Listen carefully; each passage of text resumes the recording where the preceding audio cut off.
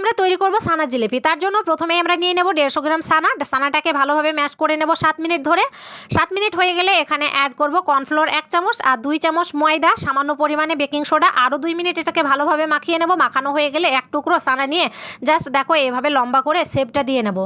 আর সামনের দিকটা এভাবে পেঁচিয়ে পিছনের দিকটা নিয়ে এসে এভাবে সিল করে দিলে ব্যাস একদমই ছানার জিলিপিগুলো রেডি হয়ে গেল। ফ্রাই প্যানে তেল দিয়ে তেলটাকে ভালোভাবে গরম করে নিতে হবে। তারপরে আঁচটাকে একদম কমে রেখে জিলিপিগুলো ফ্রাই করে নিতে হবে।